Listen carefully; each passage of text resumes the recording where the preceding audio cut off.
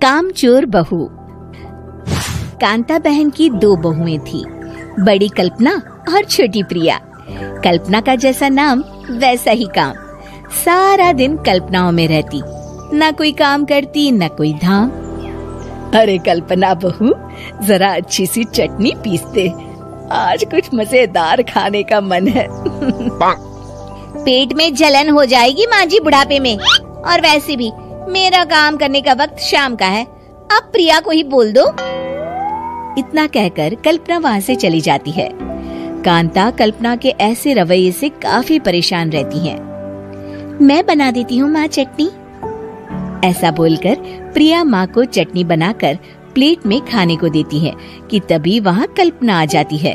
अरे वाह चटनी, जरा चक्कर तो देखो, बड़े दिन हो गए।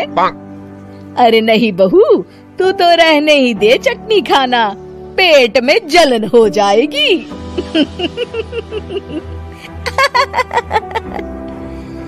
इतना कहकर कांता और प्रिया दोनों हंसने लगते हैं। कल्पना सारा दिन या तो मोबाइल में यूट्यूब देखती या फिर सोती रहती। उसका कमरा भी बिखरा और गंदा रहता।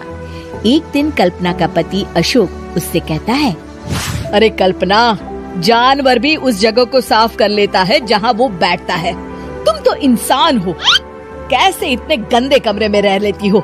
देखो सारा सामान यहाँ वहाँ बिखरा पड़ा है। ज्यादा अपनी माँ का बोल ना बोलो। हाँ, कमरा तुम्हारा भी तो है, गंदा लग रहा है तो साफ कर लो। पता नहीं तुम्हारे साथ मैं कैसे जिंदगी बिताऊंगा। इतना कहकर अशोक वहाँ से चला जाता है। कल्पना बस खाना खाने कमरे से बाहर आती और फिर से कमरे में चली जाती। इससे कांता बहन काफी परेशान रहती। एक दिन प्रिया कांता से कहती है, माँ, मैं सारा दिन काम करके थक जाती हूँ, आप कल्पना दीदी से कहिए ना कि सुबह और शाम का काम बांट ले, मैं तो अब सिर्फ एक वक्त का ही काम करूँगी। हाँ। अरे तू वो भी ना करना, एक बहू तो कामचोर थी ही, दूसरी भी आ गई काम ना करने के बहाने लेकर। तभी वहाँ प्रिया का पति रमेश आ जाता है। माँ, मैं देख रहा हूँ भाभी कोई काम नहीं करती, प्रिया सारा दिन घर और रसोई का काम करती है, अब कुछ करो ना माँ। कांता मन में कुछ सोचती है और कल्पना के पास जाती है। कल्पना फोन पर मेकअप करना देख रही होती है। कल्पना, तुम सारा दिन बस मोबाइल देखती हो, घर का कोई काम भी कर लिया करो।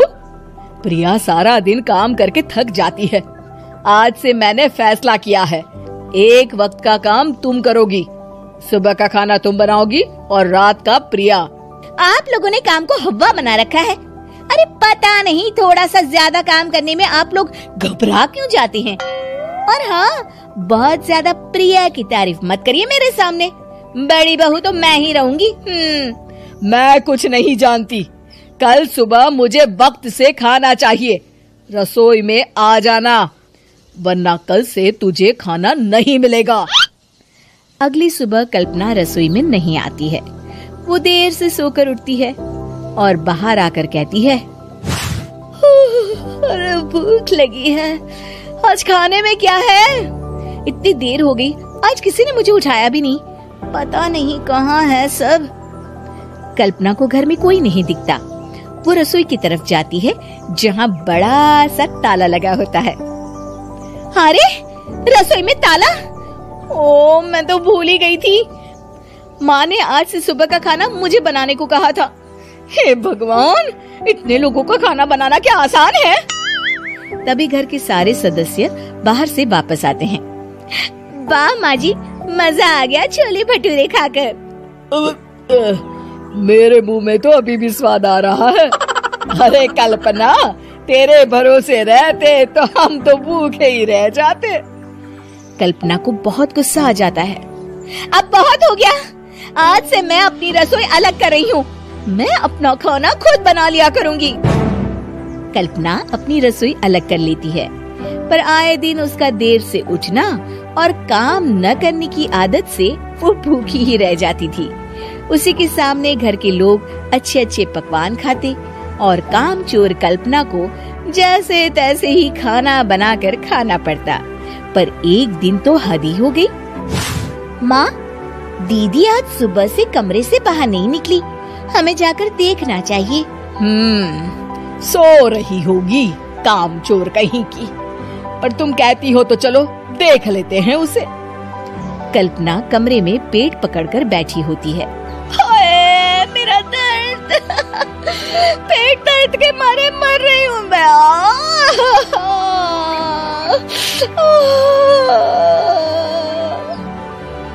अरे दीदी, क्या हुआ? पेट में दर्द क्यों हो रहा है? डॉक्टर को दिखाया आपने? माँ। कल्पना खड़ी होती है और माँ जी के पास आती है। मुझे माफ कर दीजिए, अब से मैं सारे काम में मदद करूंगी, कभी आलस और काम चोरी नहीं करूंगी।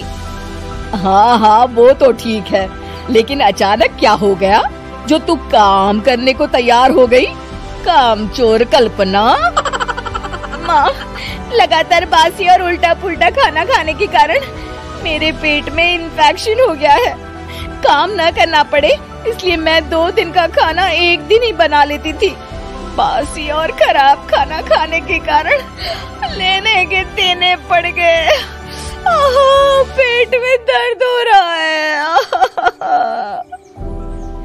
चलो अच्छा हुआ, देर आए दुरुस्त आए।